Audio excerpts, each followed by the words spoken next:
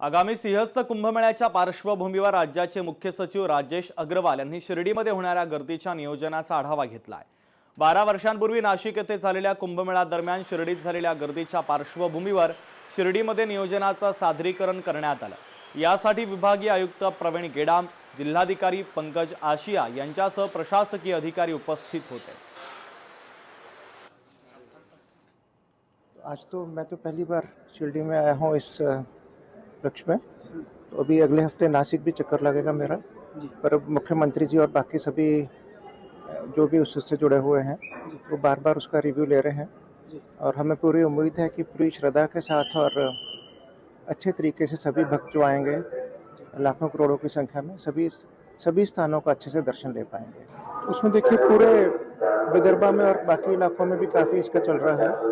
जो अपनी tiger projects थे, सेंचुरीज प्रोजेक्ट्स थे, वो काफ़ी अच्छे तरीके से सक्सेसफुल हुए और अब उसी का परिणाम है कि संख्या केंद्रों के और वाहनों की बहुत ज़्यादा बढ़ गई है।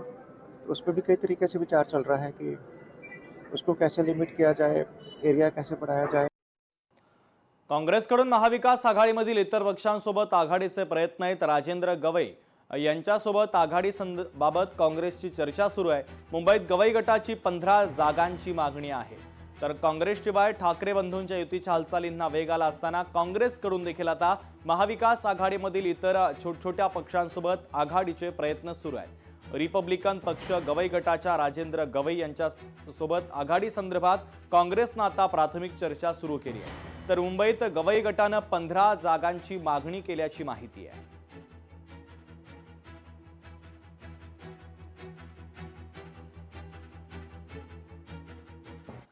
काँग्रेस एकत्र लढेल असं वाटत नाही, असं महत्त्वाचं विधान शिवसेना उद्धव बाळासाहेब ठाकरे पक्षाचे नेते खासदार संजय राऊतांनी केलं।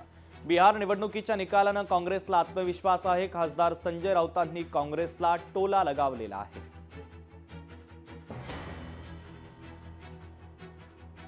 काँग्रेस या क्षणी सोबत आहे असं मला दिसत नाही। मी मला मागे म्हणालो की बिहारच्या निकालानंतर त्यांच्यामध्ये आत्मविश्वास वाढलेला आहे, हे मागे म्हणालो। खरं म्हणजे त्याने आमच्याबरोबर मुंबईच्या या लढाईत असायला पाहिजे होतं, ही आमची भूमिका आहे। आम्ही त्यांच्या वरिष्ठांशी बोललो, पण त्यांनी ती बाब स्थानिक पातळीवर सोडलेली आहे। नेहमीप्रमाणे ही बाब त्यांनी स्थानिक पातळीवर सोडलेली आहे आणि स्थानिक पातळीवरील नेत्यांना आमचं आव्हान कायम असेल की तुम्ही वेगळी चूल मांडून भारतीय जनता पक्षाला मदत होईल अशा प्रकारच्या भूमिका कोणी ह्या मुंबईच्या लढाईमध्ये घेऊ नये। लोक हे विसरणार नाहीत। भविष्यात लोकसभा विधानसभेच्या निवडणुका येणार आहेत, हे लक्षात घ्या। त्यांना सर्वांना शुभेच्छा आहेत, त्यांना वेगळं लढण्याच्या शुभेच्छा आहे, यांना एकत्र येण्याच्या शुभेच्छा आहे।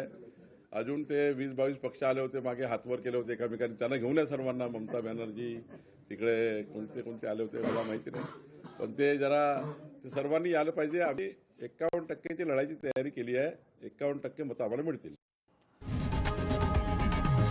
लोकशाही मराठी ऐका, पहा, जागरूक रहा।